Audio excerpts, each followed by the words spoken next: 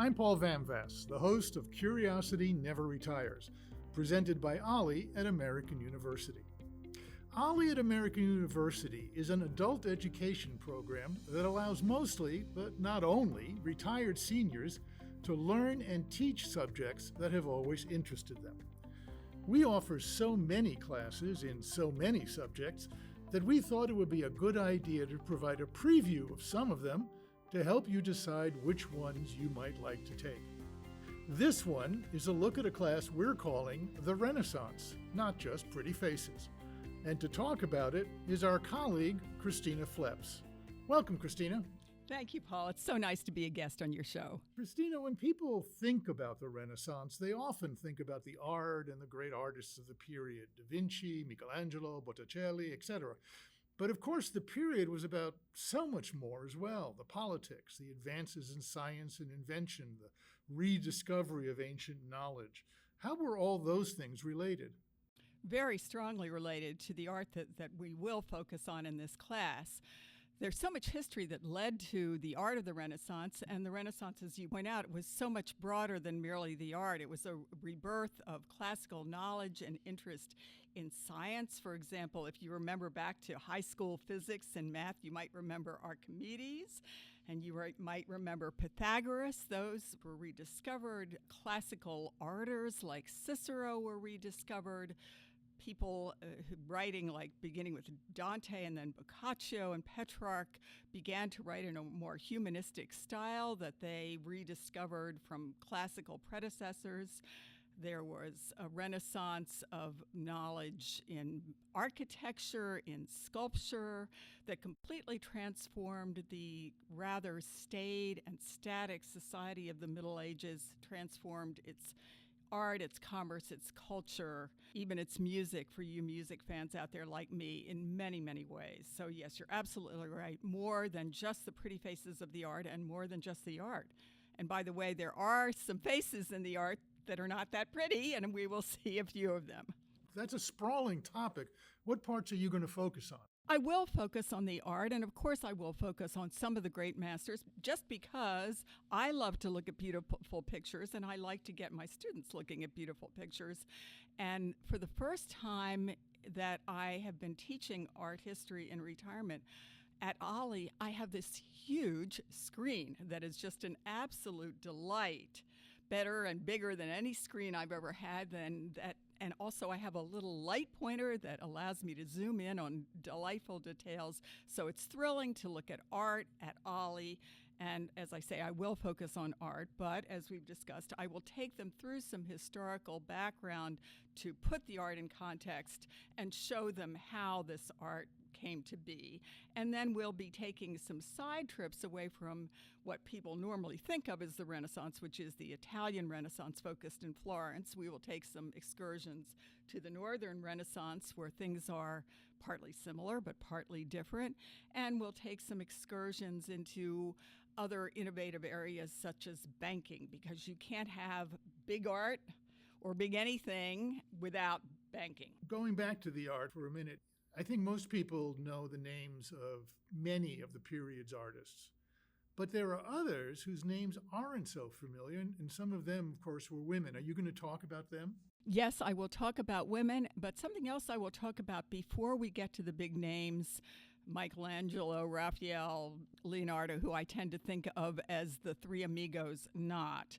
Before we get to them, we will go through some names who are a little lesser known, but who in their own way were giants upon whose shoulders these big guys stood. Because these lesser known names, for example, Fra Carnevale, Fra Angelico, and Fra Filippo Lippi, and others, Masaccio, for example, a poor young man who died in his early 20s of, I'll leave you to guess, experimented with the techniques such as one-point perspective, atmospheric perspective, modeling of forms and limbs and faces that allowed the great masters to really do their stuff and make it fabulous.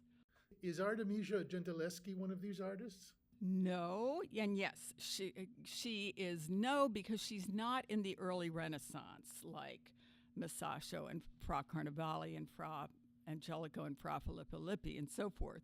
She is actually in the Baroque period, but she is an artist that I will definitely discuss because she too is a master and used all the techniques that the earlier masters discovered. And she is probably the one woman in the Renaissance and Baroque whose name survives to us. She's recognizable, but there are other women artists in the Renaissance and Baroque who deserve mention and whom I will discuss and show.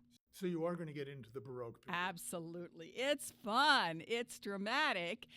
And that's the thing that the Baroque has that, to me, adds on to the Renaissance. It incorporates all the techniques developed in the Renaissance, which led artists to go from their starting point, which is the absolutely flat, decorative, kind of non-human, otherworldly icons of the Byzantine period into full, rounded human representations, rounded bodies, perspective, three-dimensional space on a two-dimensional canvas, and human expressions, and make a human-oriented world, as I say. That's the Renaissance. That's how far they got. But the Baroque took it a step further into what I think of as drama. So you have an artist like Caravaggio or Artemisia Gentileschi creating even more dramatic scenes, for example, using the technique of chiaroscuro, where you have a deep, dark background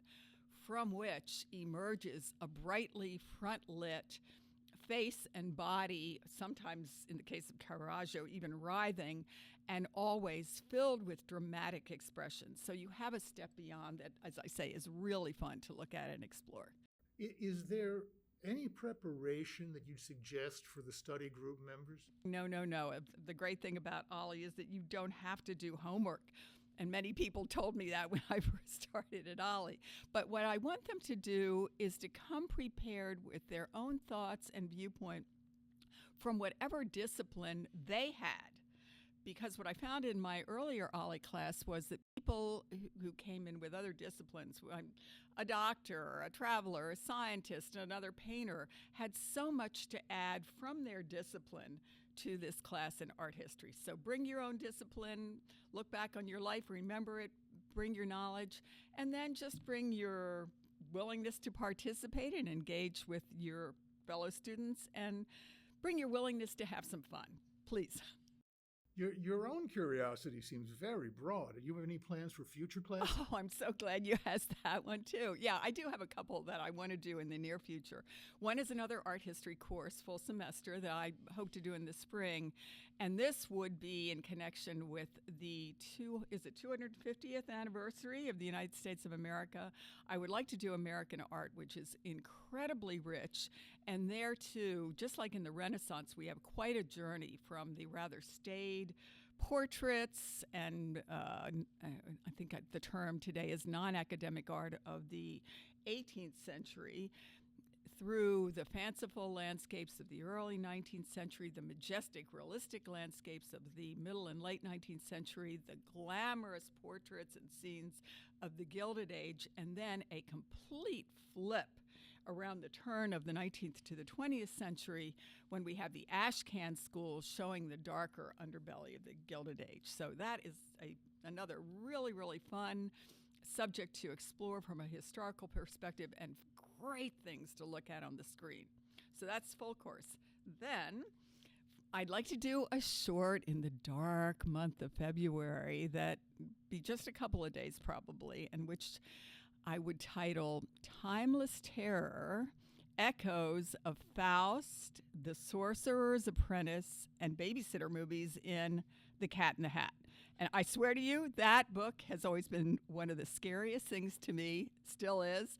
So I want to have my colleagues do a dramatic reading and consider it in context of other cultural sources of terror. I'm going to do it. Somebody will want to take it. Well, I can't wait for that. Please come. Christina, thanks. I hope we can have you back to talk about some of those future courses you plan. Oh, I'd be delighted to. Curiosity Never Retires is produced by myself, David Flaxman, Andrew Hiller, and Jesse Williams, and is presented by Ollie at American University. Our theme music is education music from Background Music for Video by Pixabay. You can see our entire fall catalog of courses at olli-dc.org. That's olli-dc.org.